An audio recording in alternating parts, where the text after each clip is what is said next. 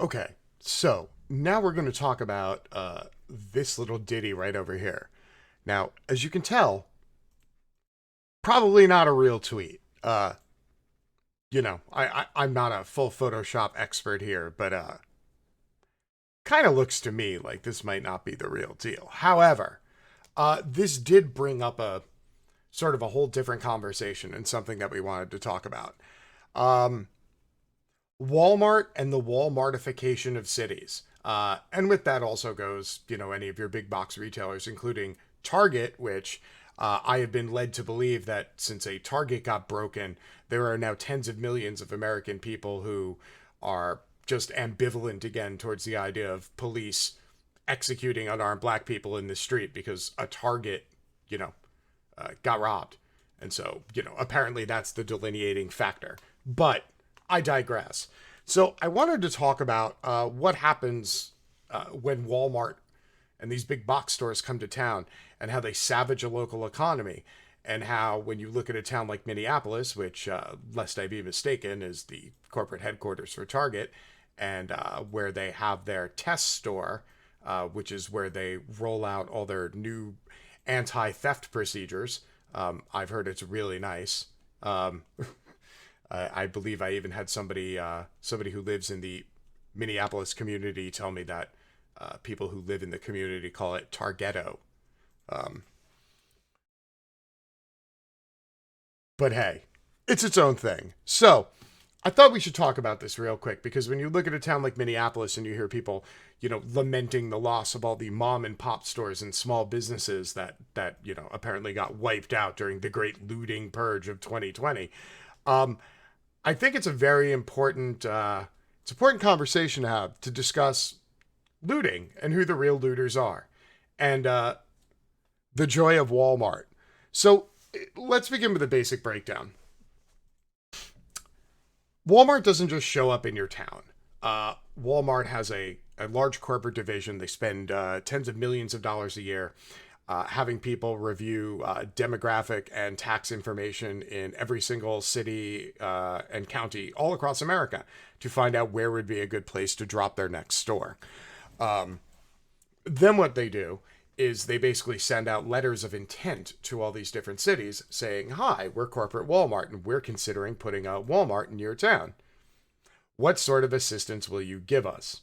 And Walmart will, or any of these big box retailers will then pit towns against each other, and they will eventually take a deal and go to build a Walmart in a town where they get the added benefits of they won't have to pay property tax for 20 years. The government gives them a free parcel of land. The city councils completely rezone and redo traffic patterns just to accommodate Walmart coming to town. Because they're going to stimulate the economy. And Walmart comes into town and they spend a year and a half building their, 200,000 square foot store. They open up, they, get a whole bunch of local people employed at the minimum wage, $7.65 an hour. And then they proceed to literally offer the community nothing while strangling the life out of every other business in the area.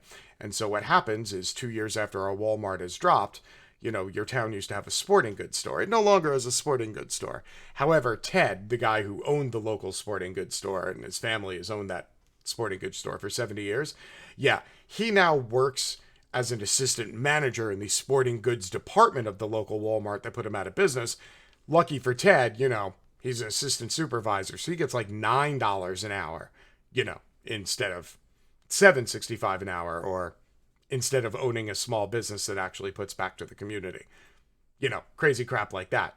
Your local clothing stores, oh, they close up, but don't worry, the people who worked at those clothing stores and ran those clothing stores, yeah, they're now stocking shelves in the hardware department and the houseware department. $7.65 an hour. And they get them all. The sporting goods store, the local grocery stores. A lot of Walmarts now actually have mini banks inside of them, mini nail salons, a national contract with Subway, and there's a Subway in like 800 different Walmarts. And Walmart will just wipe out all the local businesses. Now, I know you're thinking to yourself right now, you're thinking, James, Probably said it to yourself just like that. You said, I I think this James guy might be making stuff up. So let's take a look. Small towns devastated after Walmart stores decimate mom and pop shops. Then they pack up and leave, ruining our lives.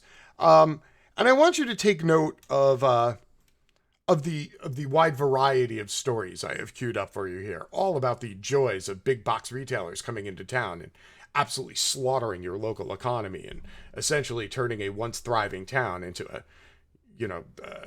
feudalistic environment where a few people have everything and everybody else merely just works the land to have a place to live. And, that's the max profitability they can have in life because their wages are so low. Though mom and pop stores have steadily disappeared across the American landscape over the past 3 decades, there was at least always a Walmart left behind to replace them. Now Walmarts are disappearing too. I was devastating when I found out. We had a pharmacy and a perfectly satisfactory grocery store. Maybe Walmart sold apples for a nickel less. If you take into account what no longer having a grocery store does to property values here, it is a significant impact for us.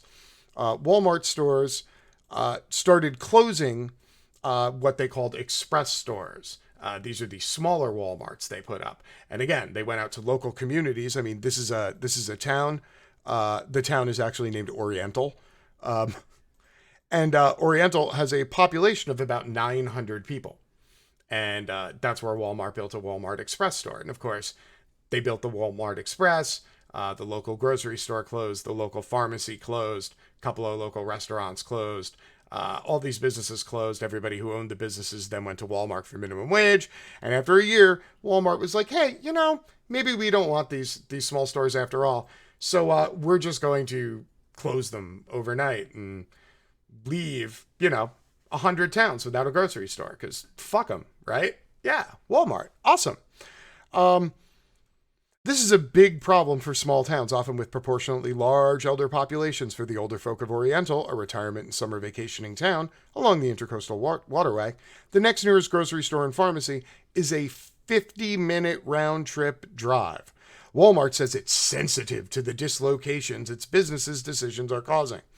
In towns impacted by store closures, we've had hundreds of conversations with elected officials and community leaders.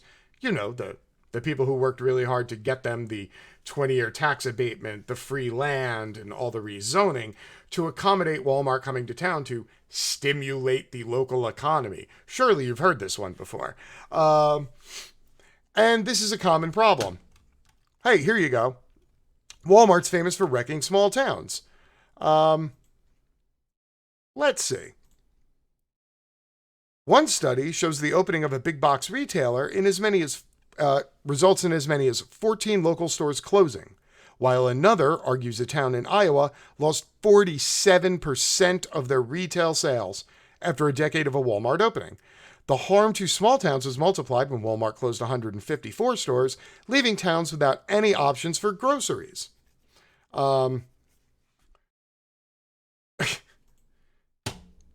Another good one. Let's see. Walmart's dominance has created an environment where it's difficult for retailers to compete in an overcrowded market. The issue is complicated by recent changes in the retail industry, with more shopping online. Retailers have cut almost 44,000 positions so far this year. But Walmart's still running around. Walmart seems to be doing okay. Yeah. It's kind of crazy how this happens, huh?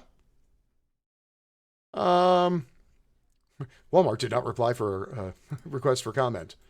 Walmart doesn't bring new jobs with it. Not even crappy Walmart jobs. Instead, it brings unemployment and poverty. A study published in 2008 in the Journal of Urban Economics examined about 3,000 Walmart store openings nationally and found that each store caused a net decline of about 150 jobs as competing retailers downsized and closed and lowered total wages paid to retail workers. That is indeed the point of this entire capitalism free market thing. Whatever the specific task is, we want to continually find ways of performing that task while using less human labor. This allows the human labor then goes off to go do something else, which makes us all richer. We end up with both the first task completed and also whatever the output of that something is. This isn't a bug in the system. It's the very point of it. So not only do we have a consensus amongst economists all over the world that when Walmart comes to town, it destroys the local tax base and it destroys the local job base, and yet Walmart and big box retailers are still pitting towns against each other to get large scale tax abatements, free land, um, subsidies, all sorts of fun stuff. But wait, there's more. The Walmartization of the American food chain is making communities poor and poorly fed. Walmart doesn't just hurt people who work in its stores and supply chain. It and a few other companies are consolidating control of the entire American food chain, hurting small farmers and food producers, other grocery stores and their workers, consumers, and local economies. Walmart has a 25% share of the grocery market. Back in the 1940s, A&P never got above a 12% share because of an antitrust case, but there's no serious threat of an antitrust case against Walmart. Walmart talks about, quote, buying local, but that mostly means buying from big producers in the same state, not buying from small farmers in the immediate community. And it's not just Walmart squeezing those small producers. And this is the Walmartization of most of America. And what's happening is that larger and larger economic forces are coming in, and they're completely wiping out small businesses. When there were all the bans going back and forth between China and America during the trade negotiations a year ago, China stopped buying all their soy from America, and there was a big outcry about how soy farmers were all going to have to go out of business, and the federal government subsidized them and bailed them out, and they sent it out to all the farms, and it turned out that like 92% of all the subsidies went to large agro companies because they bought up all the smaller farms. So this is what happens. We have no more smaller farms. We have no more smaller retailers. Everything small is being wiped out for large-scale conglomerates to maximize profitability.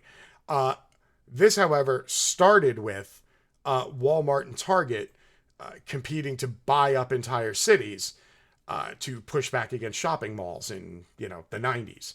So this has been going on for decades. And again, local politicians are only more than happy to just give away the local economy to Walmart in exchange for a few favors and being able to say, look, I'm the one who negotiated a national contract. You should definitely vote for me at re-election time.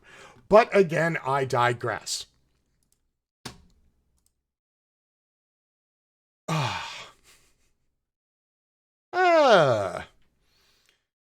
While small stores might come along at some point to pick up the businesses after Walmart leaves, the small grocery stores and pharmacies that tried to compete with Walmart weren't able to survive. Walmart ruined our lives, the manager of the local grocery store in Oriental, North Carolina said. They came in here with their experiment and ruined us. That's right, your city is nothing more than a retail experiment or a source of income to a large corporation. Very little thought is given to the economic impact to those of you who live there. Kind of unimportant when you're somebody negotiating deals with Walmart. Here's another case in point. A 44-year-old grocery store in North Carolina saw a 30% sales drop immediately when a nearby Walmart opened a couple of years ago. Whenever the mom and pop supermarket cut prices, Walmart would match or undercut them. The store finally succumbed to the inevitable last October, closing up entirely. This is a common enough tragedy in rural America, but what happens when the Walmart itself closes? Now, you see a lot of references here to how the Walmart stores come and go, and as they do, they ruin towns. What I haven't really focused on, and I've been blowing by them purposely, is the date of all of these articles that I just read off to you were all between 2012 and 2016. Do you know why I didn't find any articles that jumped out at me that have been written more recently? Because the people who have been screaming about this for decades have finally gone silent. They've either gotten burnt out or passed away from old age, because that's how long people have been complaining about big box stores coming in and ruining economies, and a small handful of local politicians being the ones to give away everything. So here's our last little bit. You know how everybody complains about how taxes aren't fair and everybody pays too much taxes? This was a quick Google search for Walmart no property tax. The Walmart dark store tax loophole. In Walmart, In Wisconsin, Walmart and other big box retailers use this loophole to try and cut their property assessments by a total of more than $700 million. Big box retailers nationwide are slashing their property taxes through legal loopholes.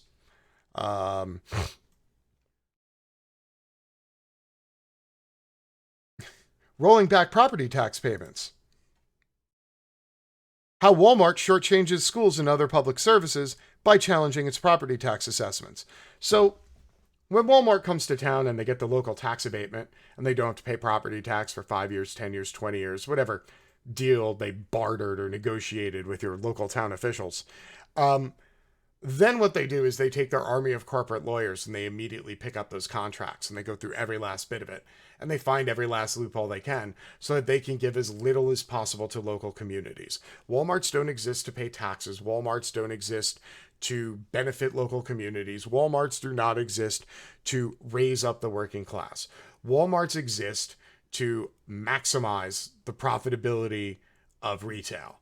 And they're doing so at the cost of hundreds of millions of people's economic fortunes. I wanted to bring this up because I know we've been talking a lot lately about police violence and all the problems that these direct problems that you're now seeing a lot of video of, and people raging and protesting in the streets for weeks.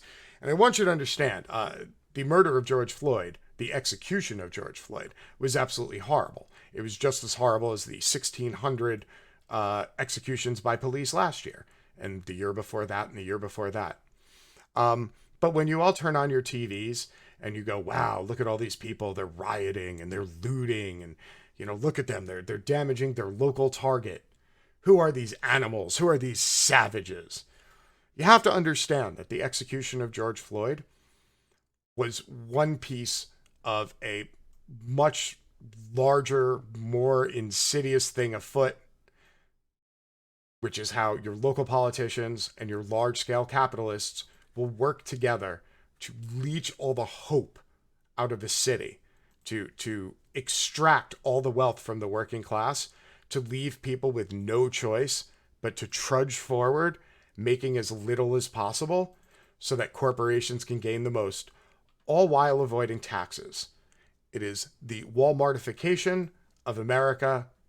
And as you watch these things unfold over the next few months, and you see people negotiating about how they're going to change policing, and how it's going to improve inner cities and underserved areas, just remember, those areas are economically underserved because of the Walmartification of America and the people who let it happen.